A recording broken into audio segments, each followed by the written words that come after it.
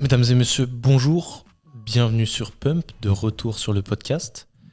Pour ceux qui l'ont vu passer, on a fait un petit live entre-temps, mais on en reparlera plus tard peut-être. Là, il faut qu'on accueille, comme il se doit, notre invité Quentin. Salut. Enchanté. Quentin, c'est quelqu'un qui nous vient de loin, du coup on a profité pour organiser un petit tournage, une connaissance de Trésor. En fait, ils travaillent ensemble sur le coaching, sur la partie street lifting, c'est comme ça qu'ils se sont rencontrés. Donc on s'est dit que puisqu'il était dans le domaine et qu'il coachait aussi de son côté, on allait en profiter pour discuter de tout plein de choses. Vous le voyez, on est encore en compagnie de Trésor, toujours. Salut les gars. Fidèle au poste, la même équipe. Pour ceux qui l'ont vu passer, hein, on a fait un petit passage sur Twitch. Donc n'hésitez pas à aller faire un tour là-bas si jamais vous voulez voir des petites émissions, du petit contenu un peu plus léger, du React et ce genre de choses. Et sinon, on tient toujours le rythme. Enfin, on tient toujours le rythme. On va toujours continuer à produire des podcasts sur YouTube et sur les plateformes de streaming. Donc n'hésitez pas à aller faire un tour sur toutes ces choses-là si jamais vous êtes habitué à quelque chose plutôt qu'une autre. Et sinon, pour aujourd'hui, on va discuter de coaching, de respiration. On va faire des expériences peut-être. On va voir ce que tout ça peut donner. Je te propose, Quentin, de te présenter brièvement si tu veux bien. Ok, donc moi c'est Quentin, j'ai 29 ans, je suis né à Paris. Lorsque j'avais 3 ans, mes parents ils sont descendus dans le sud, vivre à Toulouse. Mon père, qui était un grand fan de rugby, il m'a mis au rugby à l'âge de 5 ans. Donc j'ai beaucoup joué au rugby à 13. Niveau études, l'école, c'était pas fait pour moi. J'ai arrêté l'école à 16 ans. J'avais un CAP électrotechnique et puis après, je me suis fait virer de tous mes collèges et mes lycées. Donc c'était vraiment pas fait pour moi. Malgré le fait que j'ai des bonnes notes quand même. Mais c'était pas fait pour moi. Et du coup, après, je commençais à partir un peu en cacahuète. J'ai arrêté le rugby et j'ai un pote à moi du rugby qui m'a dit, écoute, moi, je vois que tu pars en couille. Je m'engage dans l'armée en tant que sergent parce que j'ai mon bac. Toi, tu l'as pas, mais tu devrais quand même te renseigner. Et du coup, j'ai écouté cette personne. D'ailleurs, je le remercie. Et je suis parti au 8e RPIMA à Castres en tant que parachutiste durant 7 ans. Donc là-bas, j'ai fait plusieurs missions. Je suis parti Côte d'Ivoire, Sénégal, j'ai fait la Guyane, j'ai fait pas mal de Vigipirates. C'était une expérience assez incroyable. C'est ce qui a fait de moi ce que je suis. Ça m'a appris le respect, ça m'a appris le travail, ça m'a appris beaucoup de choses sur moi-même, mes limites. Et ça a fait de moi un petit garçon à un homme. Enfin, en tout cas, le début d'un homme. Et après, à mes 25 ans, j'étais un peu perdu. Et puis, il y a mon ex-copine qui me dit, écoute, t'aimes le sport, tu devrais faire coach sportif. Et une fois de plus, j'ai écouté cette personne qui m'a mis sur la bonne voie au moment où j'étais perdu. Et du coup, j'ai fait un BPGEPS à Montpellier. Et dans la foulée, lorsque j'étais plus petit, je rêvais beaucoup, quand j'avais vers les 6 ans, que je jouais au rugby en Australie. Et du coup, j'ai dit, pourquoi pas, je vais aller en Australie. Et du coup, en Australie, j'y suis allé à la base pour jouer au rugby. Du rugby à 13 sur Toulouse, j'avais des contacts chez les Sydney Roosters, qui est une équipe renommée de rugby à 13. Et du coup, j'ai eu la chance de pouvoir les observer pendant 2 semaines. Donc moi qui passe d'un BPGEPS à l'armée à rentrer dans ce niveau de super pro avec des machines de fou, les mecs ice bath, sauna, dans le stade au 2e étage. Enfin, c'était une dinguerie, quoi. Et après, j'ai joué un peu, j'ai fait 3 matchs de rugby à 13 et en fait, sur les 3 matchs, je me suis cassé le pied gauche, le pied droit et puis en fait, j'ai fait vas-y, j'arrête, ça sert à rien. J'arrive là-bas, je fais 3 matchs, je me casse un membre et tout, enfin, il faut travailler, quoi, je suis pas non plus... Et du coup, après, j'ai fait un peu de Berit pour m'en sortir et puis après, j'ai fait de l'électricité et puis après, je suis allé dans le coaching, mais du coup, quand j'étais là-bas, j'ai fait plusieurs formations et au début, je voulais faire dans la perf. Et d'ailleurs, c'est là que j'ai rencontré Trésor, parce que j'étais un peu perdu aussi niveau performance. Je suis quelqu'un qui est toujours à la recherche de nouvelles expériences. Et je parlais avec Ludo, tu vois. Ludo, il me dit, tu devrais essayer avec mon coach Trésor. Non, non. Je fais, vas-y, on va essayer avec Trésor. Et du coup, ça s'est super bien passé. Meilleur collab. Les gars, si vous cherchez un coach de street, il est là. J'ai énormément appris avec lui. Et moi, je suis quelqu'un qui adore apprendre. Et en fait, après, la vie m'a fait me diriger vers, du coup, coach de vie, parce que j'ai commencé à faire beaucoup de travail de respiration, beaucoup de méditation, et en fait, ça m'a débloqué beaucoup de choses en moi, et beaucoup de traumas, beaucoup de colère, beaucoup de choses comme ça. Alors, du coup, là, actuellement, tu es en Australie. Alors non, c'est fini l'Australie pour moi. Là, je rentre sur Toulouse coaché. Ok. Donc l'activité que tu veux développer, c'est du coaching de vie. En fait, moi, je vais prendre tous les gens qui auront besoin de moi. À la base, quand j'étais en Australie, quand les gens ils venaient me voir, c'est j'ai mal à l'épaule, j'ai une épaule gelée. Ok, quel est le problème? On va regarder. Au début, c'est ça. Et puis après, du coup, on se concentre sur le problème numéro 1. Et après, il y a de la perte de poids, de la prise de masse dans l'histoire. Tu vois, je vais prendre ma première cliente que j'ai eue en Australie, Mariam d'ailleurs. C'est génial, cette femme. Et après, en fait, au fur et à mesure, je me suis rendu compte que Mariam ne savait pas respirer. Le fait qu'elle ne sache pas respirer, ça lui jouait sur son sommeil, sur son stress constant, même sur la façon dans laquelle elle va être régulée. Et en fait, ça va jouer sur beaucoup, beaucoup, beaucoup de choses et chez les gens, en fait. Et en me mettant un peu dans ces études et tout ça, je me suis rendu compte que 90% de la population mondiale ne sait pas respirer. Alors, est-ce que tu veux bien préciser ce que ça veut dire, ne pas savoir respirer? Ne pas savoir respirer, ça veut dire ne pas mettre sa langue au palais, ne pas respirer par son nez et de par le ventre.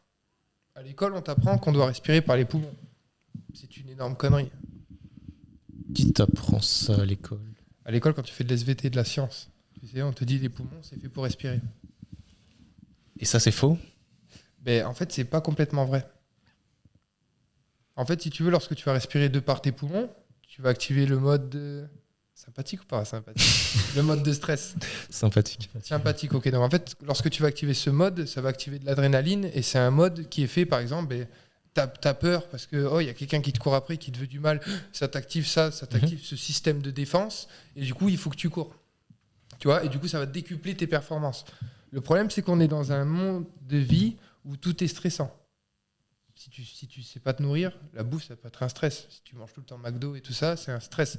Si tu sais pas dormir, si tu te dors de cette manière, justement en respirant par la bouche et par les poumons, ton sommeil, il va être horrible.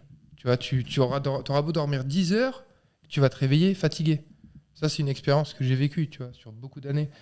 Du coup, ça va te mettre tout le temps en colère. Tout va être stressant. Ou tout... En fait, tu vas bloquer, en fait. Ta vie, ça va être un stress. Tout ça parce que le truc que nous faisons le plus au monde, dans toute ta vie, c'est respirer, parce que tu le fais pas bien.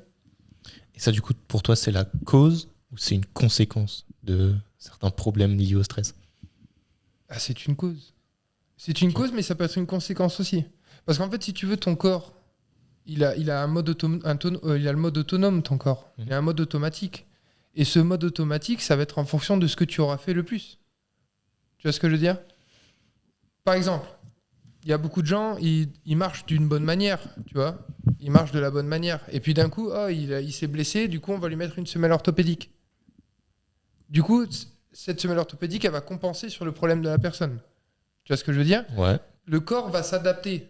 Il va compenser. Le jour où tu lui enlèves sa semelle orthopédique à la personne, ça va rester toujours sur ce système autonome.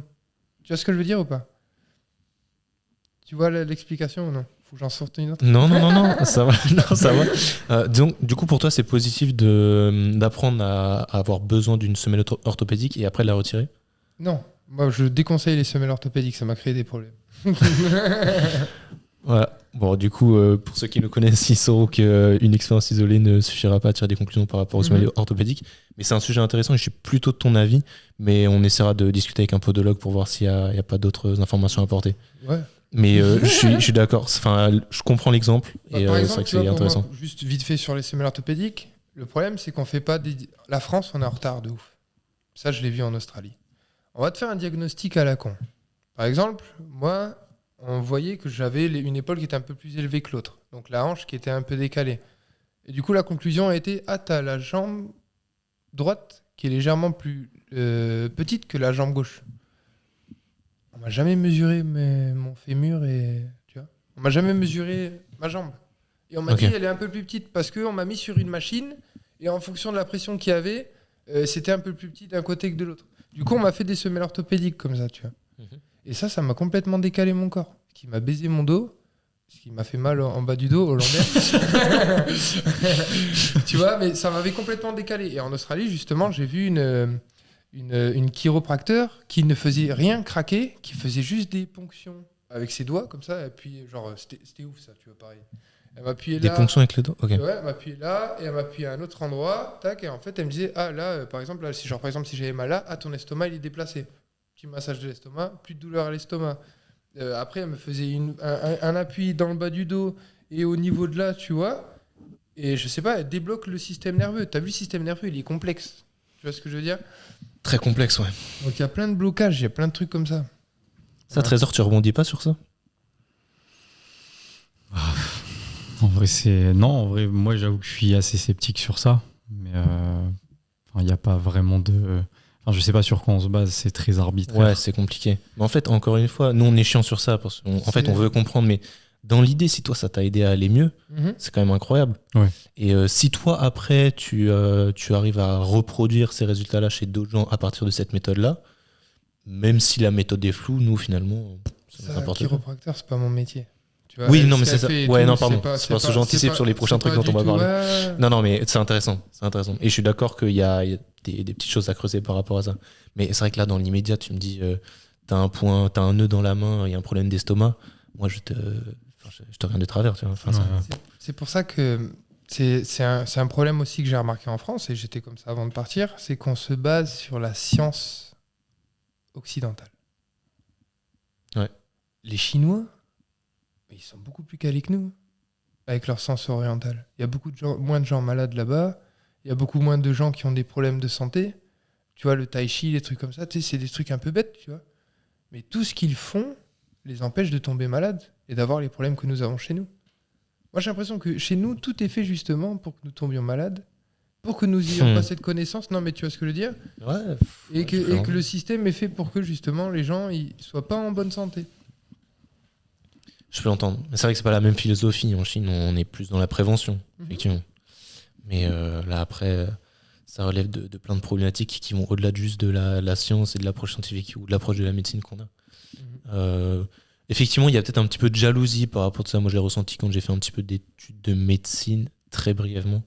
Mais il y a un médecin qui l'exprimait bien. Enfin, je discutais avec lui, il me disait que c'était de la jalousie intellectuelle. C'est qu'il y a des méthodes qui fonctionnent, qu'on comprend pas et qu'on préfère dénigrer plutôt qu'accepter. Et effectivement, dans les pays occidentaux, on est plutôt comme ça par rapport à tout ce qui se passe en Chine, dans les médecines ayurvédiques, dont on aime bien parler avec Trésor, tout ce genre de choses.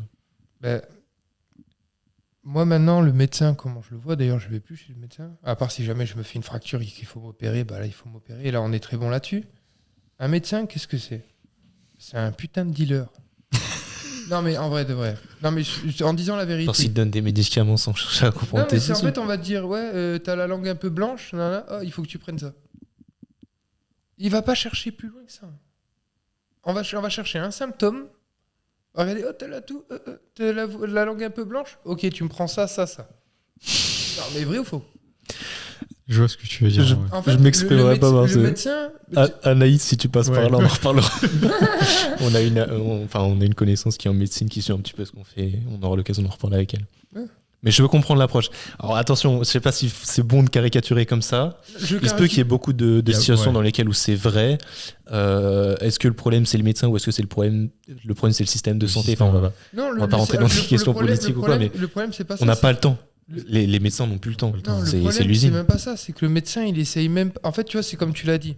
Dès que on va parler de médecine orientale, ça va rigoler et ça va même pas essayer de chercher à comprendre le truc. C'est ça le problème. Le problème, c'est qu'on est... et les gens, ils sont sur un système de pensée que dès qu'ils entendent, comme toi tout à l'heure, quand je t'ai parlé de mon truc de respiration, tu m'as regardé en rigolant. Non, mais tu vois ce que je veux dire? Et je le prends pas mal et je m'en fiche. Et moi, il y a 2-3 ans, avant que je parte en Australie, mais j'aurais regardé, comme je t'ai dit, je t'aurais dit, mais dégage. Tu vois ce que je veux dire? J'aurais rigolé, j'aurais fait non. Tu vois ce que je veux dire? Mais c'est parce que justement, on n'a pas cette ouverture d'esprit, parce qu'on est trop entre nous, entre Français, dans ce même système de pensée. Et c'est là que le voyage m'a appris beaucoup de choses. C'est quand les gens, ils pensent pas comme nous. Je pense que ça dépend aussi du fait que c'est des cursus qui sont très scientifiques. Donc on a besoin d'une validité. D'une preuve. Oui, en soi c'est un peu ça. C'est vrai quand on manque de preuves, on peut pas apporter des conclusions, même si en soi c'est bien plus complexe. Et comme tu dis, on voit des résultats intéressants. Mais en fait, le problème c'est toujours de savoir pourquoi il y a des résultats intéressants. Tu vois, c'est de savoir la réelle raison. Moi je pense qu'il y a deux manières sur ce genre de sujet. Tu vois, par exemple sur le Reiki. Je sais pas si t'as déjà entendu parler du Reiki. Non, moi jamais. En gros, tu prends la personne, c'est ce qu'elle explique, hein, c'est le café. En gros, elle prend l'énergie du ciel pour la faire passer à travers ton corps et le redistribuer au sol. Tu vois. Les gars, vous savez ce qui se passe dans nos têtes à ce moment-là. Je suis d'accord avec ça. Alors en fait, tout a commencé avec mon ex et j'avais un énorme blocage justement en bas du dos. Et en fait, l'armée, moi, j'en avais marre, tu vois. D'ailleurs, c'est là que tu as l'expression, t'en as plein le dos. Non, mais c'est vrai, tu vois, ça passe par là. En fait, j'en avais marre de ouf et ça me faisait vraiment mal au dos. Et en fait, un jour, elle m'a dit, tu devrais aller voir mon maître Reiki. et du coup, j'y suis allé. Mais j'y suis allé sceptique. Hein. Tu vois, j'y suis pas allé en mode, ouais, ça va me faire du bien. Et en fait, c'est quand j'ai senti... Tu vois, parce qu'en fait, il fait ça avec ses mains, tu vois. Donc, il commence par en haut et il te fait descendre, tout ça, tu vois. Je sais pas ce qu'il fait descendre, mais il te le fait descendre. Et en fait, si tu veux, ses mains, elles étaient tellement brûlantes. C'était tellement chaud. Alors que ses mains, elles étaient à cette distance de mon corps. Et en fait, je sentais qu'il faisait bouger des trucs en moi, tu vois. Et j'ai senti, quand il est passé en bas de mon dos, il m'a fait... Je sais pas ce qu'il m'a fait, mais d'un coup, ça a fait... Pouf. Genre, plus de poids, plus de douleur, plus rien. Et je suis sorti de là, genre... C'est quoi ce délire? Et c'est là que vraiment j'ai commencé à me poser des questions sur ce monde-là. J'ai fait, mais c'est quoi ce délire? Je suis sorti de là pendant 2 jours, j'étais heureux, gros. Genre, alors que mon background, hein, j'étais 7 ans dans l'armée, les gars.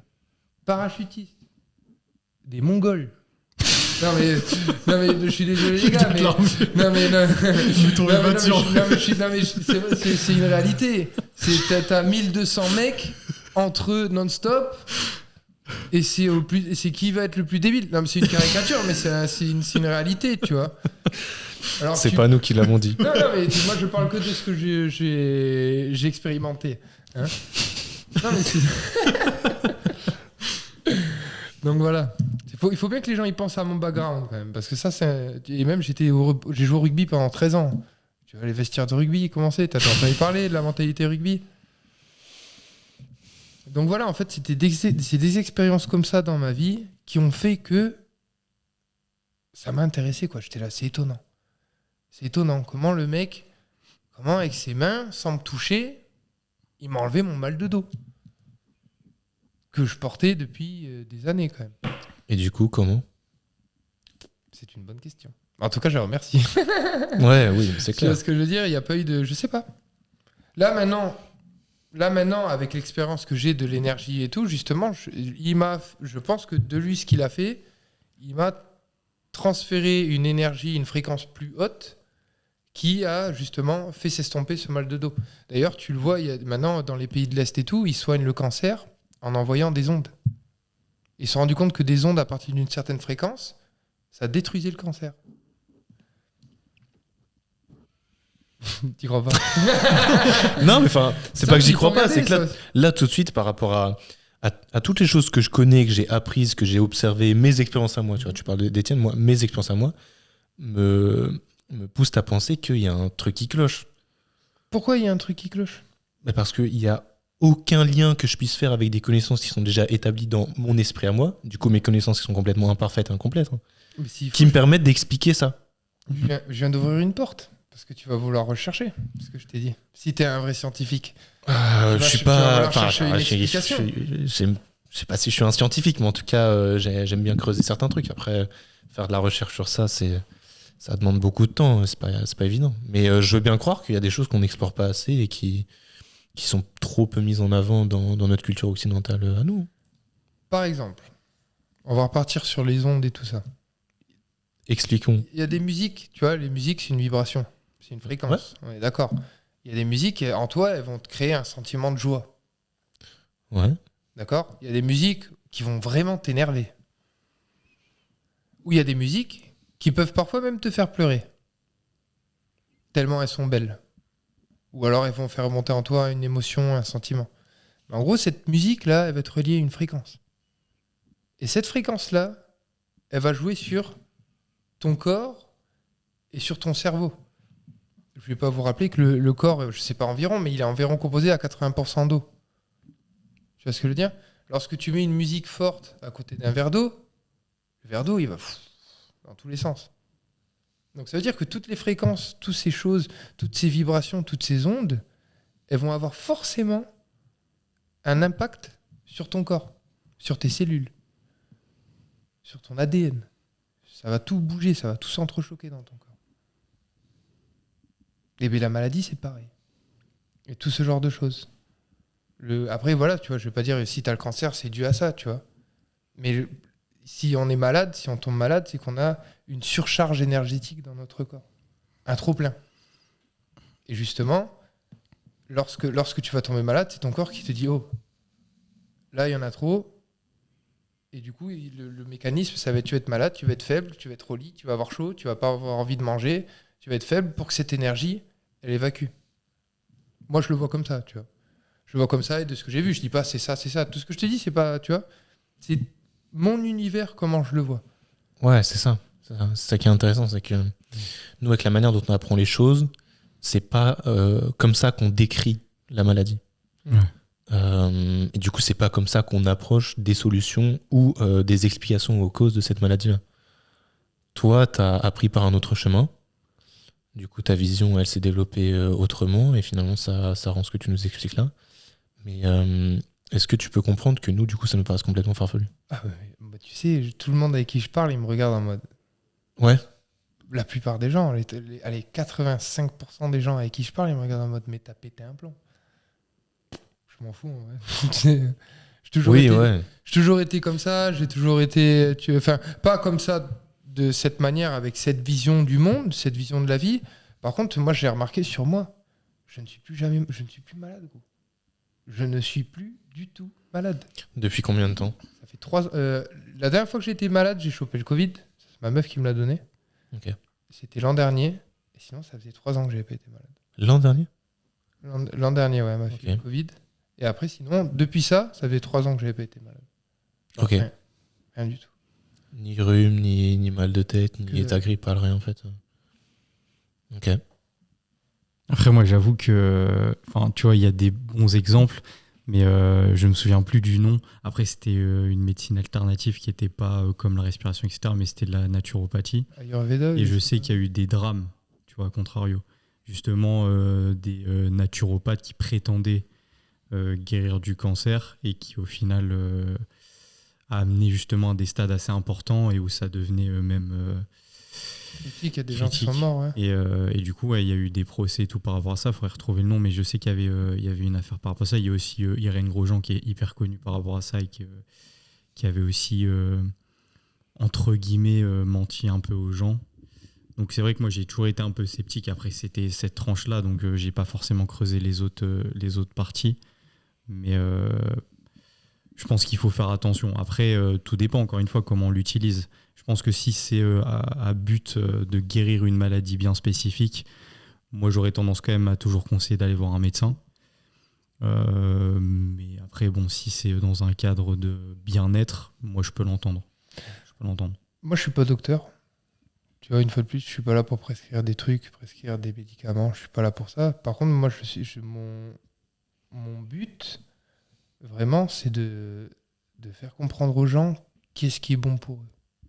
Comment, justement, ils peuvent arriver à combattre ce stress constant qu'est la vie. Comment ils peuvent arriver à combattre leur douleur. Comment ils peuvent arriver à perdre du poids sans trop non plus drastiquement changer leur façon de se nourrir. C'est intéressant ça, du coup. Est-ce que ton approche, elle est fortement différente de ce que nous, on peut présenter dans les podcasts? Si jamais t'as écouté un petit peu nos réflexions. J'ai pas trop écouté. Je t'avoue que... Alors, nous, grossièrement, la prise de poids, ce qu'on va essayer de mettre en place, in fine, c'est le déficit calorique. Avec raison, on est plutôt d'avis de créer un cadre qui permet de faire quelque chose de relativement agressif pour que la perte de poids ne dure pas trop de temps, parce que c'est plutôt confortable d'être en déficit sur une courte période et d'avoir des résultats très vite, pour l'adhésion, pour limiter les risques aussi de...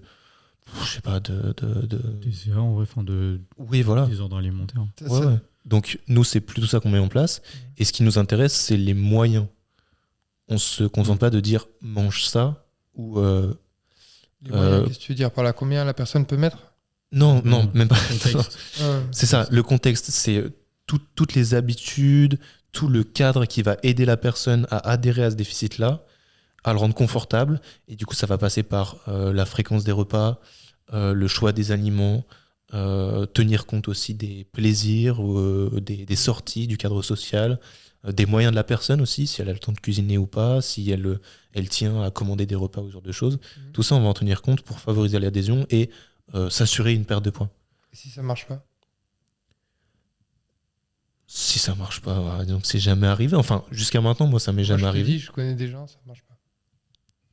Le déficit calorique ne fonctionne pas? Ça marche pas. Et genre, justement, de plus en plus grosse. Ok. Est-ce qu'il y a un cadre médical particulier? Non. Aucune maladie métabolique? Parce que nous, du coup, ce qu'on aime bien mettre en avant avec Trésor, c'est que les personnes qui ne perdent pas de poids alors qu'elles sont en déficit calorique, elles sous-évaluent la quantité calorique qu'elles consomment. Ça, c'est le gros défaut en fait, des gens qui nous font un retour et qui nous disent « je ne mange rien, pourtant je ne perds pas de poids ». Il y a de la bouffe qui a ce volume-là, qui prend 10 secondes à s'enfiler, qui représente un tiers du total calorique de la personne. Ça va super vite. Je suis d'accord. Il y a des gens qui ne se rendent pas compte, mais c'est pas grave, c'est pas un défaut. Il y a des gens qui n'ont pas la connaissance de la valeur énergétique des aliments. On va devoir le décaler. Le nouveau un quatrième. Non mais du coup, est-ce que tu peux concevoir ça? Ouais, bien sûr. Qu'il y a des gens en fait qui sous-évaluent la quantité calorique qu'ils consomment et que c'est peut-être là qu'il y a un problème. Parce que sinon, on va pas revenir sur les lois de la thermodynamique, mais le principe c'est si tu dépenses plus de calories que tu n'en consommes, tu dois aller chercher l'énergie ailleurs. C'est le déficit. Alors, donc c'est la perte de poids. Je suis d'accord avec toi. Moi, ce que j'ai remarqué, et peut-être que vous le regarderez maintenant, si vous prenez vraiment des personnes qui sont en surpoids, ce qui est très important et intéressant de regarder, c'est leur façon de respirer. C'est pour ça qu'on va revenir sur la respiration. Ces gens-là, en général, ils respirent par la bouche. Respire par la bouche, ça va venir directement dans tes poumons. Donc, c'est des gens qui vont être tout le temps stressés. Ça veut dire que cette personne, elle va être tout le temps stressée. En général, les gros, qu'est-ce qu'ils font? Ils ronflent. Non, mais c'est vrai. Tu rigoles, mais c'est vrai. Quand ils dorment, ils ronflent. Donc en plus, ça va jouer sur leur sommeil. Tu vois ce que je veux dire? Donc ça veut dire qu'ils vont être stressés toute la journée. Et en plus, ça va jouer sur leur sommeil. Ils vont peut-être dormir beaucoup, mais ça va pas être un sommeil réparateur. Ouais, mais est-ce que tu penses pas que justement jouer sur le stress, ça permet de jouer indirectement sur le contexte dans lequel la personne se retrouve pour orienter son apport calorique? Parce que généralement, quelqu'un qui est stressé peut peut-être plus facilement se jeter un petit peu sur de la nourriture et peut-être moins estimer et un peu biaiser sa perception. Mais bien sûr, je dis pas le contraire. En soi, c'est une cause indirecte. C'est plus par rapport à ça. Et c'est de ça dont on tient compte finalement aussi. C'est le contexte. C'est qu'en fait, tout le contexte va justifier un total calorique. S'il n'y a pas de déficit, il n'y a pas perte de poids. Mais s'il y a un contexte particulier qui empêche le déficit, il faut jouer sur ce contexte-là. Je suis d'accord avec toi, mais le truc, c'est que tu te souviens qu'il y a le système autonome. C'est-à-dire que cette personne, tu auras beau lui faire perdre du poids, si tu lui apprends pas de respirer à la base, cette personne-là, ça fonctionnera un peu, mais pas forcément. Et aussi, ça peut jouer sur sa motivation. Ça peut jouer sur beaucoup de choses, en fait. Vraiment, hein. C'est ça qui est intéressant dans ce que j'ai étudié de la respiration, c'est que déjà, je l'ai vu sur moi. J'ai vu sur moi comment ça va changer. Avant, j'étais quelqu'un de très agressif. Très colérique, très agressif. Je dormais 10 heures par nuit, c'est comme si j'en avais dormi 3. Je me réveillais tout le temps. Parce que tu respirais par la bouche? Parce que je respirais par la bouche tout le temps. Parce que j'avais le nez qui était tout le temps bouché et du coup je me suis fait opérer. Ça, ce qui est bien en France, on m'a enlevé végétation et amygdale. Et ça avait fait du bien dans l'histoire de se faire opérer des amygdales, ça, parce que ça a débouché le nez. Mais après j'étais toujours dans ce système. Et c'est là quand j'ai commencé, quand je t'ai raconté l'histoire du tatou là, tu vois.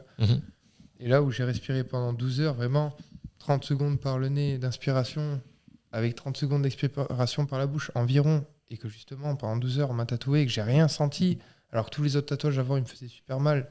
Quand j'ai recommencé à prendre un rythme de respiration normal, et que c'était horrible la douleur, du coup je me suis remis à respirer de cette manière, c'est là que je me suis rendu compte que tu contrôles ta respiration, tu contrôles tout. Si justement tu n'arrives pas à contrôler ta respiration et que tu es toujours dans ce système de stress, que tu t'infliges à toi-même parce que tu respires d'une manière qui te fait stresser, qui va t'activer justement tu vois, moi j'ai pas le côté scientifique où je peux pas dire tous les hormones et tout ça, tu vois, moi je vois juste comment ça fonctionne.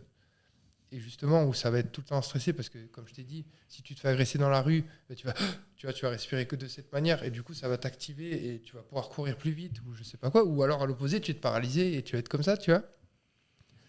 Mais il y a beaucoup de gens, et c'est des trucs que j'ai étudiés, apparemment il y aurait 90% de la population sur la Terre qui ne sait pas respirer de la manière dont je te l'ai dit. Et ça après j'ai essayé sur ma mère. Ma mère, tu vois, quand je suis rentré, très colérique et des fois elle pète des plombs, désolé maman, mais elle pète des plombs, tu vois. Si elle passe Et par là. Et en fait, je la voyais respirer par la bouche, justement comme ça, tout le temps. Et je lui dis, écoute maman, viens, on se pose. Tu vas mettre ta langue au palais, tu vas respirer par le nez et par le ventre. Et le problème, c'est qu'en fait, son corps est tellement habitué qu'elle n'arrive pas à respirer par le ventre. Du coup, même si elle respire par le nez, elle va respirer par les poumons. Du coup, je lui ai dit, dès que tu es dans ton lit, le soir, avant de t'endormir, et c'est comme ça qu'on fait un reset, c'est avant de dormir, tu fais pendant 5 minutes, tu te concentres, tu mets la main sur ton ventre, langue au palais, et doucement. Tu vois ce que je veux dire ? Et tu vas faire ça doucement. Et en fait, au fur et à mesure, tu vas voir que ça va te calmer. Même si vous avez du mal à dormir.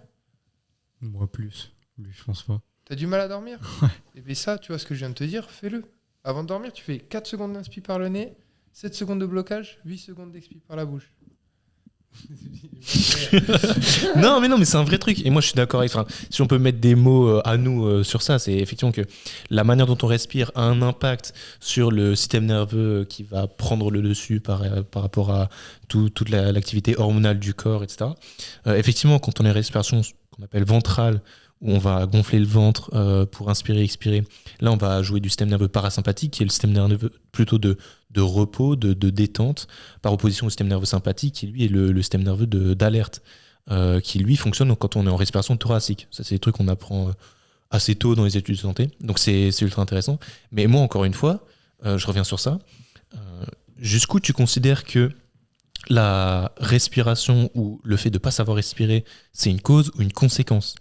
Parce que pour moi, si les gens ne savent pas respirer comme tu l'exprimes, c'est surtout parce que on ne leur permet pas de bien respirer à cause du train de vie trop stressant qu'on leur impose.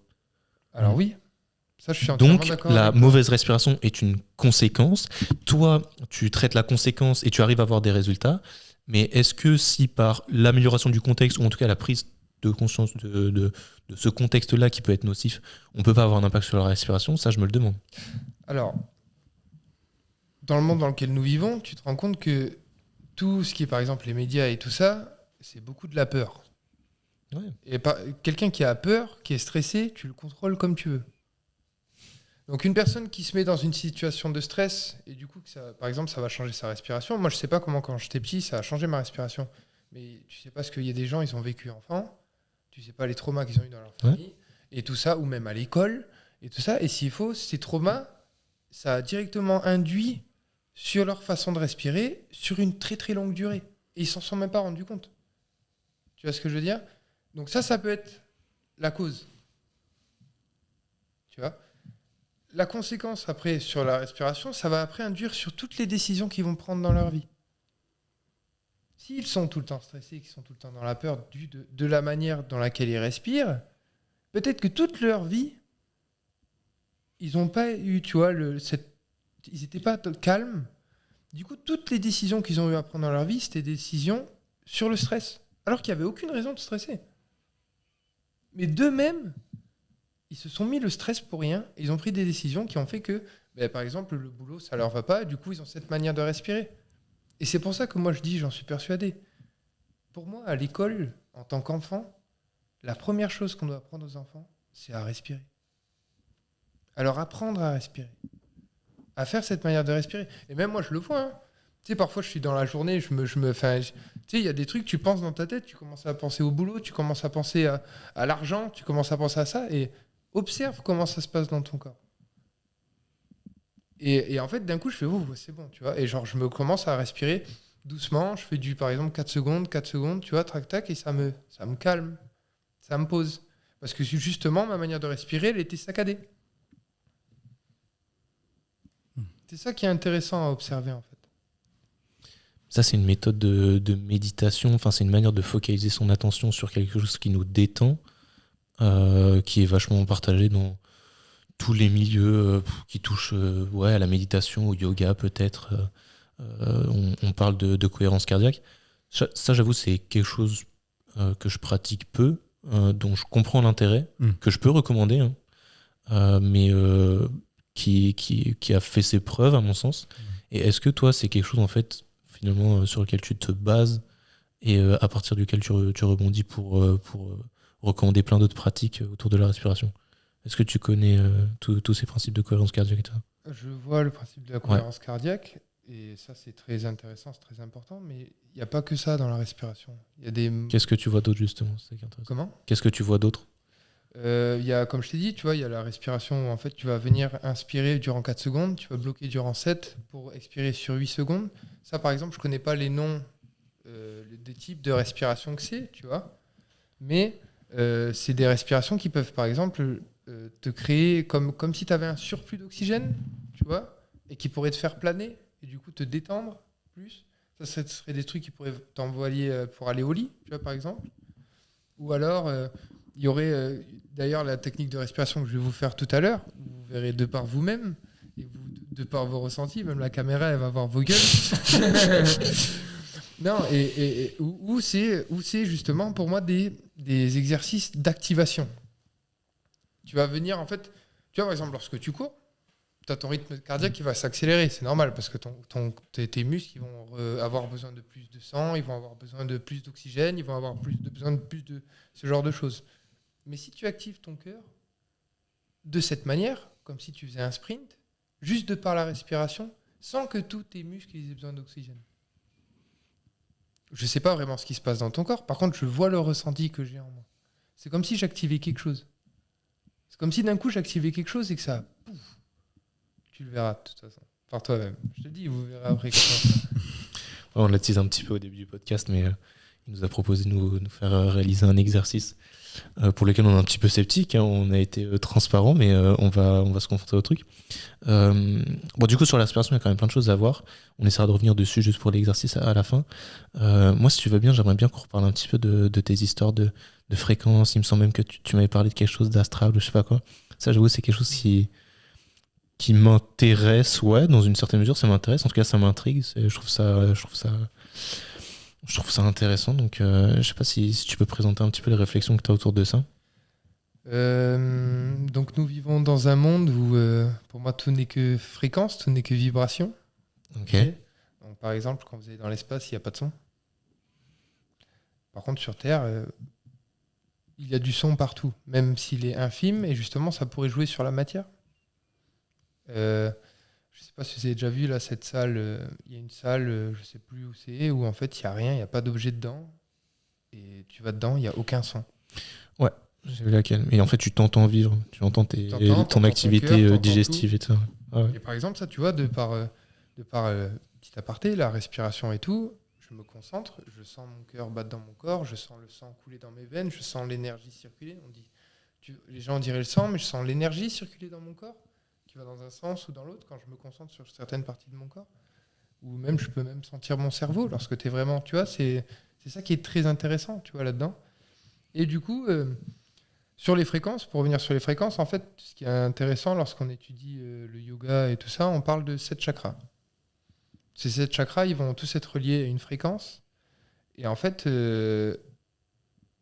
il va y avoir du coup ces 7 chakras. Donc ça va commencer par le chakra sexuel qui va être à 40 Hz ou moins. Et qui peut être relié aussi à l'enfer parce que en dessous de cette fréquence, il va y avoir la fréquence de la peur, il va y avoir la fréquence du stress. Donc la peur, c'est 2 à 0,2 Hz. Ok, là tu peux regarder après sur internet si tu veux. Ouais, je creuserais ça. La colère, la haine, le stress, la peur, tout ça. Après, tu vas venir remonter. Il va avoir le chakra nombrilaire et après, il va avoir le chakra du cœur. Le chakra du cœur qui va être à 432 Hz, mais qui va être aussi exactement la même fréquence que la planète Terre. 432 Hz. Donc, le cœur est relié à la Terre. Et après, tu vas monter. Après, tu vas avoir le chakra du troisième œil et le chakra de la glande pinale. La glande pinale qui va être reliée à 963 Hz ou plus, et ce qu'on pourrait appeler le paradis. Et c'est ce qu'on appelle le chakra qui va ouvrir les opportunités. Le chakra qui va vraiment te relier à... et en fait, Tu vas avoir des synchronicités. Tu vois ce que c'est une synchronicité ? Non. Une synchronicité, c'est... bon, là, il y a plein... en plus, je sais pas ce que vous avez comme gens sur votre podcast, mais c'est quand, par exemple, à chaque fois, tu vois les mêmes chiffres qui reviennent encore et encore. Ça vous arrive, ça ? D'avoir des chiffres qui reviennent encore et encore et encore et encore ? Des chiffres. Genre, par exemple, moi, c'est le 33. Le 33 revient tout le temps. 33 ou 333. Par exemple, il y a un moment où je vais regarder mon téléphone, ça va mettre 3h33. Je me balade dans la rue, tu vois, mon œil va être attiré automatiquement par le chiffre 33. Est-ce que maintenant que tu n'as pas pris conscience de ça, il n'y a pas un biais de confirmation qui fait que dès que tu vas avoir 33, tu vas le retenir beaucoup plus que les autres chiffres alors C'est possible. C'est possible.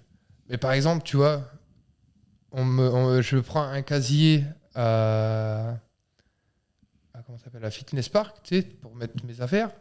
Je m'en étais même pas rendu compte. Ça fait 4 jours que j'ai le même casier. Je reviens le lendemain, je regarde, le chiffre du casier, c'est 333. C'est un peu ouf, tu vois. Donc c'est que des trucs comme ça qui reviennent tout le temps. Tu vois. Ok.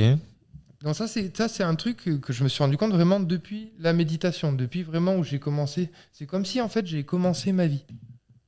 Je sais pas comment t'expliquer. C'est comme si d'un coup, j'ai commencé ma vie.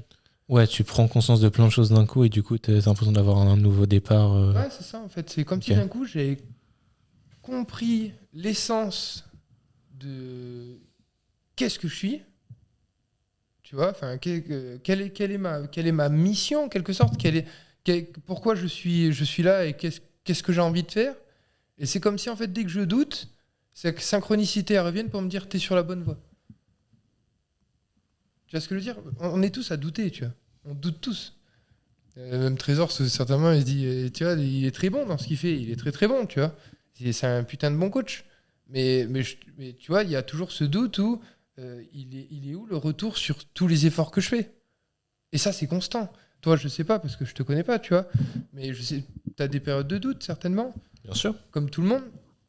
Et justement, ben, ça, là, ça m'a fait beaucoup moins douter. Ça m'a fait me dire, en fait, c'est bon. T'es sur la bonne voie. Ne réfléchis pas, fais. Tout va bien se passer. Je reviens sur le truc des chiffres.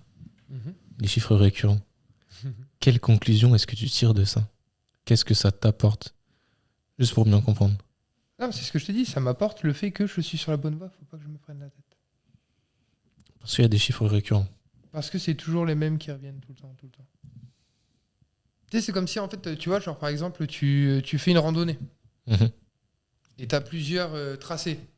Tu vois ce que je veux dire ? Tu as le tracé long, tu as le tracé un peu plus court. Il va avoir une certaine couleur. Pour retrouver sur ta rando, tu vas avoir une certaine couleur à suivre. Mhm. Bah voilà, je le vois comme ça. Ok. Ouais, non, c'est... Ouais, si ça t'aide à avancer, à appréhender la vie différemment, ouais, pourquoi pas. Et est-ce que tu penses que ça doit être un objectif ? Que les gens en arrivent à ce niveau de perception que tu as là ? Est-ce que du coup, dans ta manière d'approcher le coaching, tu essayes de guider les gens vers ce niveau de, je sais pas, de conscience ? Je pense que tout le monde n'est pas prêt à entendre ce genre de choses. Je pense qu'il y en a qui ne veulent pas l'entendre. Et c'est pour ça que je n'impose pas. Par contre, moi, il y a un truc que je vais vraiment focus sur mes clients, c'est la respiration. Ouais. Parce que ça, j'ai vraiment vu les bienfaits, quoi. Par exemple, comme je dis, je vais revenir sur ma première cliente que j'ai en Australie, Mariam. Au début, c'était presque la guerre. Tu vois, parce que, tu sais, je lui mets une charge, je sais qu'elle va y arriver, elle a les capacités, elle fait un peu, ah, j'arrive pas. Et tu sais, après, elle se met en colère de ouf, tu vois. Du coup, je dis, bon, écoute, Mariam, tu peux le faire, t'inquiète. Et tu sais, elle se vénère. Et je lui dis, bon, moi, on est bien amis et tout, mais là, tranquille, tu vois. Donc, tu vas te poser, tu vas t'asseoir, là, et on va respirer. Du coup, elle était très stressée, très énervée, parce qu'elle n'arrivait pas à faire... elle s'était mis un blocage toute seule. Et du coup, je lui ai dit, écoute, Mariam, va t'asseoir sur la box, là, et on va faire de la cohérence cardiaque. Tu vois, donc 4 secondes d'inspi, 4 secondes d'expi. On a fait ça pendant 2-3 minutes. Ça l'a vraiment bien calmé. Je lui ai dit, maintenant, tu visualises la barre et tu la soulèves. Et après, elle y est allée, elle a soulevé 3 fois. Alors qu'au début, elle n'y arrivait pas. Et est-ce qu'il y avait une méthode de respiration particulière pendant le mouvement ou c'était vraiment que de la préparation Après, non, en amont? Après, moi, ce que je dis à mes clients, c'est lorsque tu retiens la charge, tu inspires par le nez. Lorsque tu viens tirer, pousser la charge, tu expires. Ok. T'en penses quoi, ça, Trésor? C'est Ça pas dépend après. Si c'est du squat, tu bloques en Oui. haut pour protéger ta colonne. Bah, peut-être pas pour l'aspect protection, mais généralement pour l'aspect plus de stabilité. On va chercher à maintenir le transverse engagé et aussi maintenir finalement la pression intra-abdominale. Donc je pense que dans la majorité du temps, les coachs vont conseiller sur le squat, sur la remontée, de maintenir l'inspiration. Mais ça peut être une technique. Je sais qu'en BPGEP, c'est souvent appris comme ça. Ouais. Je pense que c'est pas forcément très applicable sur ces mouvements-là, mais bon, sur des mouvements de muscu, pourquoi pas. Ok. Ouais, c'est intéressant, c'est aussi un truc que moi je voulais creuser, mais du coup, t'as ton approche pour se détendre finalement, ou pour se concentrer, réussir à se focus sur la tâche, ou là en l'occurrence, réussir à se défaire du stress ou de l'appréhension qu'il pouvait y avoir. C'est ultra important. Et pour moi, ça s'inscrit dans des méthodes de prépa mentale. Donc c'est quelque chose qui est un peu documenté. Si jamais ça vous intéresse, n'hésitez pas à creuser. Mais Mais est-ce que tu as, genre, par exemple, une méthode de respiration qui est plus applicable peut-être pour la préparation, tu vois, par exemple, avant un PR, et peut-être une autre méthode de respiration plus pour la relaxation? Par exemple, moi, avant les PR que j'ai fait pour la compète, c'est une des seules fois où j'ai fait ces exos de respiration, c'est en fait, je fermais les yeux, et en fait, je mettais ma langue au palais, et en fait, j'allais pas inspirer par le ventre, j'allais inspirer entre le ventre et les poumons, donc vraiment au niveau du cœur, là, tu vois. Ok. Lorsque je vais faire ça, en fait, je vais bloquer, je vais me visualiser faire mon PR, et en fait, tu vas sentir ton cœur qui fait... Et ça va s'accélérer, en fait, tu vois. Vous allez le sentir après, de toute façon. Si vous arrivez à ressentir votre cœur. Et en fait, je fais ça pendant 3 à 10 respirations, je visualise bien le truc, et après, quand j'y vais, en fait, je l'ai déjà soulevé. Mais comment tu fais, par exemple, si tu te retrouves face à un athlète qui a peut-être besoin d'une stimulation un peu excitante? Ça, c'est autre chose. Ok. Tu vois, mais il a besoin d'une stimulation excitante, on peut très bien faire une autre technique de respiration. Où Ok. là, justement, on va activer le système sympathique. Et dans ce cas-là, ce serait quel type? De la surventilation, donc... Ok. Tu vois, pour le mettre vraiment dans le truc où il est Ok. stressé, tu vois ce que je veux dire? Il a pris son shoot de café ou de pré-workout, tu vois. Ok. ouais, ça c'est intéressant, c'est connu aussi, l'hyperventilation. Ça. Et si par exemple tu fais face à une personne qui n'a pas forcément des résultats immédiats De quoi? sur la respiration, je sais pas, tu lui appliques une méthode et ça change pas vraiment, ou du moins elle ressent pas forcément les résultats attendus. Après, il y a des gens qui savent très bien respirer. Hein. Donc, tu auras beau leur faire sur eux, ils sont là, ouais, mais ça, je sais faire en fait. Ok. Tu vois, et puis ça, je le remarque, je lui dis même pas à la personne qu'elle a besoin de respirer. Et à partir de quoi tu le remarques? Est-ce qu'il y a des pour les gens peut-être, est-ce qu'il y a Déjà, des critères? tu vas le voir quand tu vas respirer, il va te parler, il va faire. Tu vas te parler comme ça, il va respirer tout le temps, il va prendre son inspiration, il va parler, et entre chaque mot, il va prendre une inspiration par la bouche. Ok. Moi, quand je te parle, je respire par le nez, tu vois. Entre chaque mot. Tu vois ce que je veux dire? Et tu le vois. Par exemple, il y a mon pote chez qui j'étais, là, Antoine à Reims. En fait, son fils, il bégaye. Et quand je voyais, en fait, à chaque fois, il respirait par la bouche. Et ça le stressait, en fait. Et je lui ai dit, c'est con, hein? Il a quoi? Il a 11 ans. Et j'ai dit, Antoine, ton fils, il sait pas respirer. Et du coup, après, tu vois, je vois à un moment, il me parle, et puis, tu sais, moi, je suis quelqu'un d'extérieur. J'ai rencontré en Australie, on est devenus super copains et tout. Et même ses enfants, je les connais parce qu'ils sont venus en Australie. Mais quand même, il a toujours cette appréhension de me parler. Je suis quand même quelqu'un un peu de grand, un peu d'imposant, lui est tout petit. Et du coup, quand il sent ces trucs, tu sais, il bégaye encore plus quand il me parle. Je lui dis, écoute, tranquille. En fait, tu respires pas de la bonne manière. Je lui dis juste, mets ta langue au palais, mets ta main sur ton ventre et essaye de sentir l'air qui va venir dans ton ventre, tu vois. Essaye de sentir l'air qui va venir dans ton ventre, tu vois. Et en fait, je lui ai fait faire ça genre 5-10 fois et ça l'a calmé. Et même son père, il me disait franchement merci. Je suis allé voir des médecins, je suis allé voir des orthophonistes, des ci, des ça. Il n'y en a aucun qui m'a dit que mon fils ne savait pas respirer. C'est intéressant parce que du coup, là, en l'occurrence, ça a fonctionné, mais moi, je reste sur l'idée que ça peut être une conséquence qui après se transforme en cause de plein d'autres problèmes. Et finalement, ça s'inscrit comme dans un cercle vicieux où là, effectivement, le fait de stresser, ça faisait surventiler. Et le fait de surventiler, ça augmente le stress parce que du coup, implication du système nerveux sympathique. Oui, mais je suis d'accord avec toi. Mais si la personne se rend compte, tu vois ce que je veux dire? Elle va stresser.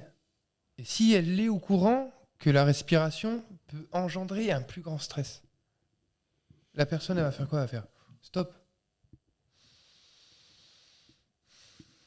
Tu sais, on t'a déjà appris ça avant un entretien. Tu sais, quand on était petit, on était tous stressés, on va faire un entretien. Ok, tu te poses, tu prends 3 grosses aspirations et pouf, tu peux y aller. Bon, ça va un peu améliorer le truc parce qu'après, t'es comme ça, tu te tues, t'as toute la chaleur qui monte dans ton corps, tu bégayes, tu vois. Mais ça fait du bien. Et la seule chose qu'on cherche dans ce monde, c'est se faire du bien. Tu vois ce que je veux dire? Tout est stressant. S'il y a un truc qui est gratuit, avant qu'il taxe l'oxygène, ça pourrait arriver très vite. Non, mais tu vois ce que je veux dire? Tu vois, c'est gratuit. Ça prend 2 secondes. Tu es au courant que... Bah, respire, frérot. Tu vois ce que je veux dire? Et je l'ai vu sur moi, je l'ai vu sur ma mère. J'étais à Paris, mais tu sais, je teste des trucs sur les gens. Dès que je les vois, je teste. Tu sais, moi, je suis un mec, j'adore tester. Ça lui coûte rien. Et tu conseilles une fréquence spécifique pour avoir déjà, des résultats, moi, ce que je conseille à la personne, c'est vraiment qu'elle se rende compte, si elle arrive vraiment à mettre sa langue au palais instinctivement, pour venir respirer par le nez, et vraiment venir respirer à ce niveau-là, et pas par les poumons. Et après, moi, ce que je conseille, c'est 4-4. 4 secondes inspire, 4 secondes expire. Et ça tous les jours ou pas forcément? Quel volume d'entraînement Comment on le traque? Non, sur ce trésor, il y a beaucoup dans le volume d'entraînement, la fréquence, etc. Je vais pas dire ça. Tu n'auras pas de problème au système nerveux si tu fais trop de répétitions. Il n'y a pas de surentraînement. 4 secondes, il n'y a pas de surentraînement. Non. Justement, ça va te calmer ton système nerveux. Même sur la récup et tout, j'ai senti. Après, j'ai fait des bains froids, j'ai fait des trucs comme ça. Mais le fait de savoir respirer, c'est un plus. Ah, mais je veux dire, toi, tu le conseilles de le faire tous les jours ou peut-être, je sais pas, juste avant une situation qui est peut-être stressante ou peu importe, genre c'est vraiment quand on veut. Le but, c'est que ça rentre dans ton quotidien, dans ton ADN. Il faut que ça rentre dans ton système de respiration. Okay. Si tu es toujours comme ça, c'est comme je te disais avec ta copine tout à l'heure. C'est un peu comme une musique dans ton corps. Il y a un tempo. Tu vois ce que je veux dire? Par exemple, tu vas voir un DJ, je sais pas si vous avez déjà vu ça, le mec il fait une transition éclatée, le tempo il est pas sur l'autre, tu l'entends, ça t'énerve, tu as envie de le gifler le DJ. Tu vois. Et bien là c'est pareil. C'est un peu agressif ce que je dis. mais là c'est pareil, tu vois. Si t'es pas sur ce tempo vraiment de cohérence cardiaque doux qui va t'apaiser, ça va t'énerver. Ça, on pourra reparler avec des prépas mentaux. J'ai un collègue au club d'haltéro qui m'expliquait un petit peu cette approche-là. C'est que la respiration, c'est un outil qu'il faut développer. Donc, tu l'apprends par une fréquence plutôt élevée sur du off-season, par exemple, genre l'été. Tu apprends à le maîtriser. Et après, tu l'emploies dès que tu es confronté à une situation qui le nécessite. Je pense que c'est même pas quand tu es confronté à une situation. En l'occurrence, pour du sport de haut niveau, lui, c'est comme ça qu'il l'approchait. Ouais. Tu vois, par exemple, moi, je vais respirer de certaine manière avant de faire mon gros dips. Ou, tu vois, c'est bien sûr. Mais le but, c'est d'être tout le temps calme. Ouais. Vous voulez faire la technique? Bah ouais, on va essayer de finir sur ça, en vrai. Let's go. Dis-nous dans quelles conditions on doit se trouver. Vous allez vous poser bien. Ah. Vous allez vous poser vraiment poser contre le dossier. Vraiment, c'est quelque chose. Ok. Donc tu vas mettre ta langue au palais, tu vois, et tu vas prendre la plus grosse inspiration possible par le nez. Tu vas faire. Tu vas bloquer et tu vois vraiment fort. Et tu fais ça 10 fois. Ok. Alors pour que l'expérience fonctionne, il faut qu'on ait un objectif. Là, il n'y a pas d'objectif. Tu vas juste ressentir ce qui va se passer dans ta tête et dans ton corps. Ok, donc tu mets pas en avant de résultats par rapport à ça. Il n'y a rien. Il faut juste que il va se passer un truc et c'est tout. Il va se passer un truc et c'est tout. Ok. Donc tu fais ça et ça, c'est un truc assez court qui prend 2 minutes. Pour moi, c'est un peu comme un reset. C'est un truc qui va te tu vas prendre une branlée, ça c'est clair et net. Tu vas prendre une branlée, mais ça va te faire un vrai reset dans ton... Tu sais, c'est ce que je te disais, Trésor, c'est comme si tu avais une main constamment, là. Tu vois ce que je veux dire, comme un étau au niveau de ta tête. Moi, ça me fait tout le temps ça, tu vois, j'ai un étau, et c'est ce qui m'empêche vraiment de bien... Tu sais, parfois dans mes journées, c'est pour ça que j'ai besoin de faire tout le temps un exercice de respiration au réveil, parce que j'ai comme s'il y a un truc qui me stresse pour rien, tu vois. C'est ma façon d'être, c'est ce que je suis, tu vois. Mais enfin bref. Bon, du coup, là, le jeu, c'est une fait... grosse inspiration plutôt énergique, plutôt brève. Bah, essaye, ok. On va au max de sa capacité pulmonaire ou même pas? Tu bloques, tu vas au maximum. Et tu expires tout ce que tu as. On reste les yeux ouverts. Yeux ouverts, yeux fermés, comme vous voulez. Vous faites ça 10 fois. Moi, je vous fais le décompte. Et à la 11e, tu prends la plus grosse inspiration que tu peux. Tu bloques. Mais tu vas bien te poser contre le dossier.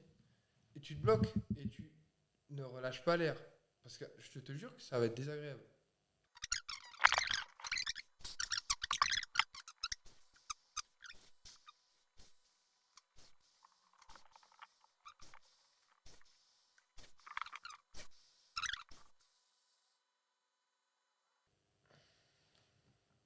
T'as rien fait. Hein? Faut bloquer après l'inspiration. En fait, si tu veux, tu fais pas assez énergétiquement. Ça t'a fait quelque chose, Trésor? Moi, j'avoue, quoi, ça m'a fait un truc. T'as vu, c'est puissant, là. C'est ouais, genre ça C'est te- puissant, là. Ça te... Si, si, je T'as vois un- les tu vois, Ouais. ça fait un... Moi, j'avoue que ça me. Comme si c'était lourd, là. C'est lourd et ça te libère. Ouais. Enfin, je sais pas s'il libère, mais je sens comme si ma tête elle tombait, tu vois, vers le bas. C'est ça. Alors, dis-toi que là, on est au sol, on est en mode comme ça. Tu te mets... Truc de hippie, hein. Tu te mets pieds nus. Tu tiens 2 arbres comme ça. On va le faire tous les deux si tu veux demain. Dans la nature. Non mais, tu fais comme ça, tu mets pieds nus et tu t'accroches au sol, à la terre, tu vois. Mais frérot, t'es pas prêt. Ouais. Je t'ai dit, mon pote Antoine, je l'ai fait en direct en live comme ça. J'ai fait, ouais, j'ai une technique de respiration de ouf là, essaye ça. Et tu sais, il se baladait dans la nature et tout. Et j'ai dit, prends 2 branches. Ce con, il prend 2 arbres. Donc, plus d'énergie, tu vois. Un arbre, c'est une énergie, tu vois. Il le fait, et en fait, il se filme en direct. Et j'aurais dû la record, cette vidéo. À la 11e, il inspire, et là, je vois. Genre, il est tombé net. Tu vois. Il s'est passé quoi et tout. Et en fait, il m'a dit, mes jambes, elles ont lâché. Tout. Comme si d'un coup, tu reset ton système nerveux, tu vois, ça fait un pouf. C'est intéressant. Moi, je me suis perdu sur les consignes, du coup, je suis chaud de reproduire l'expérience. Je sais pas si je mettrai au montage si je le fais. Ouais, bon, les gars, petite pause du coup, parce que je suis en train de monter le podcast. Et pour faire un retour, j'ai effectivement effectué l'exercice une deuxième fois. Malheureusement, ça n'a pas été conclusion. Alors, je sais pas si c'est parce que je respire pas correctement ou c'est parce que j'ai pas compris l'exercice. Il se peut aussi que finalement l'exercice n'amène rien ou pas à tout le monde. Mais je vous invite quand même à le reproduire avec les bonnes consignes. J'avais demandé à Quentin de nous transmettre un petit protocole, mais si vous écoutez bien le podcast, normalement, vous avez toutes les infos pour le faire. Et bah, dites-nous si vous avez des résultats, des sensations particulières. En vrai, on est curieux. Vu que je me demandais de respirer en ventral, je n'étais pas aussi énergique que si j'utilisais les poumons, enfin la cage thoracique. Parce que tu as plus l'habitude de respirer par tes poumons que par ton ventre. Tu n'as pas du tout d'espace. Peut-être. Après, tu sais comment ça s'appelle, c'est le... Diaphragme. Ouais, le diaphragme. Je pense que, je sais pas, hein, je pense que ton diaphragme, il n'est pas assez musclé. Ok. Il faut que tu fasses de la respiration du diaphragme. Ok. Je le vois, tu sais, en fait, tu faisais... Et tu pouvais pas plus inspirer que ça. Genre, moi, quand je vais inspirer, c'est...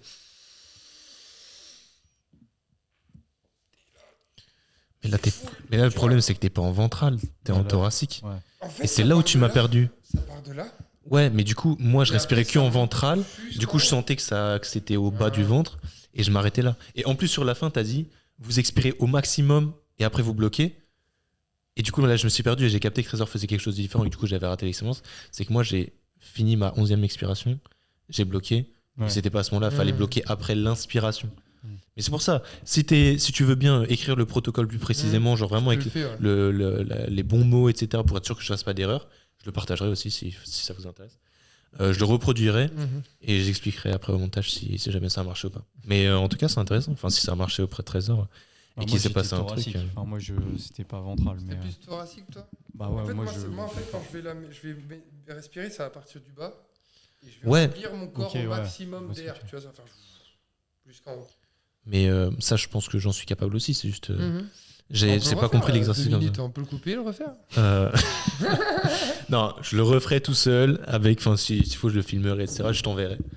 Et je te dirai ce que j'ai ressenti. Mais non, l'expérience est intéressante. Et puis, enfin, si ça fonctionne auprès de Trésor, c'est qu'il y a peut-être un petit truc à creuser. Mais du coup, qu'est-ce que toi, tu tires comme. Enfin, il n'y a pas de conclusion à tirer, mais comment tu bénéficies, toi, de ce genre d'expérience pour les gens? En fait, c'est quand. Ça aide les gens à se détendre? Ouais. Ok. C'est que vraiment, si tu fais. Trésor, il est toujours détendu, donc là, c'est difficile de voir une différence. C'est dans les gènes. Non, c'est vraiment un truc qui te. Tu sais, t'as toujours ces. Je sais pas si c'est pareil pour vous, hein. Et je sais pas si vous allez me dire que c'est de la schizophrénie. Mais t'as toujours ces voix dans ta tête, tu vois, qui sont chiantes, qui te tirent un peu vers le bas, tu vois, ces voix de doute et tout ça, tu vois. Tu sais, ces trucs qui, en fait, font que tu passes de aller bien à être dans un bad mood. Ouais. Tu vois ce que je veux dire? Mhm. Et bien, c'est ce truc qui va te permettre de. Stop. Tu vas juste faire ça pendant 2 minutes, et en fait, t'auras plus toutes ces pensées, t'auras plus tout ça, t'auras fait un gros reset. Tu vois, comme si t'avais envoyé un choc dans ta tête, genre. C'est comme si t'avais un dossier qui te faisait chier sur l'ordi, corbeille. Ciao. Tu vois ce que je veux dire? Ouais, moi, ce que je trouve. Enfin, j'ai pas encore creusé trop ça, mais pour moi, c'est une question d'attention. C'est l'attention focalisée. C'est de la prépa mentale, en fait. C'est ce que le fait de se concentrer sur la respiration nécessite de ne se concentrer sur rien d'autre. Et c'est ça qui permet de faire ce reset dont tu parles. Donc, c'est un peu le lien que je vois entre le protocole et le résultat. Après, jusqu'où c'est durable et jusqu'où ça te permet à chaque fois de faire ce reset, je sais pas. C'est toi qui as l'expérience et qui dis que ça a l'air d'être infini. Quand tu veux. Ouais, c'est ça. Quand tu veux. Tu sais, c'est comme si ça faisait aussi une sorte de reset, comme si tu avais trop de CO2 en toi et que tu rajoutais de l'air nouveau. Tu vois ce que je veux dire? Ok.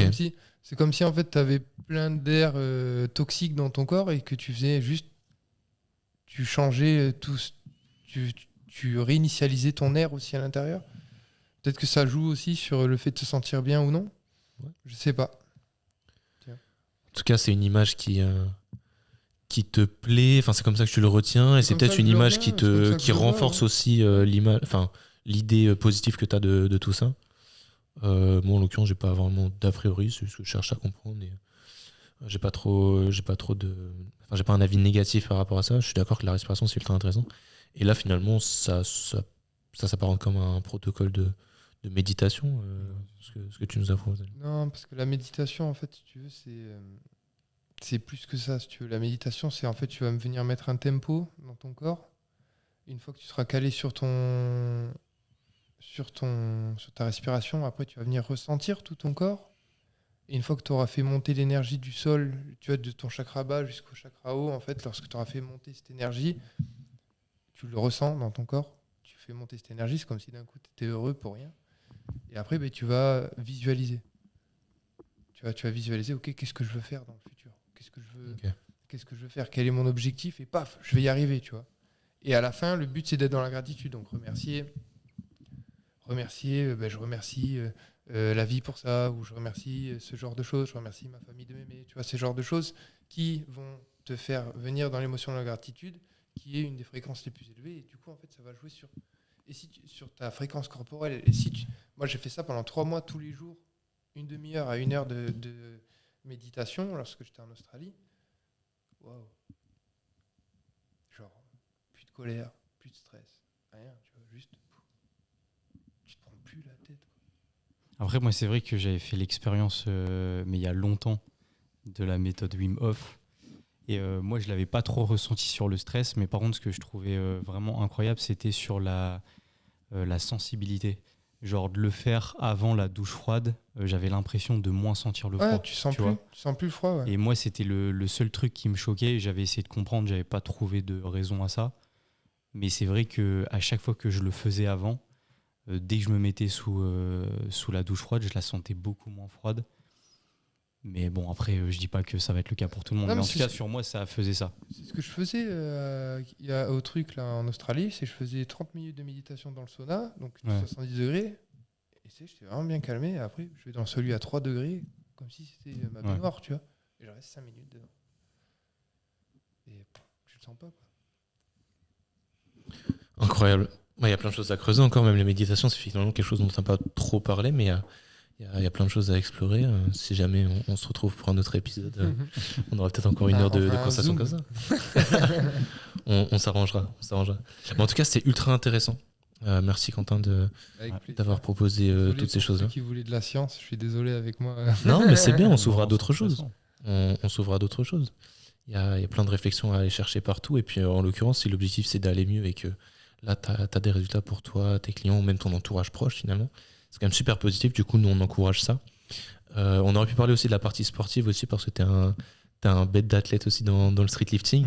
Et ça, les gens savent que c'est un peu la discipline qui nous intéresse aussi. Donc, pourquoi pas refaire un deuxième épisode. En tout cas, vous qui nous écoutez, on espère que tout ça vous a plu.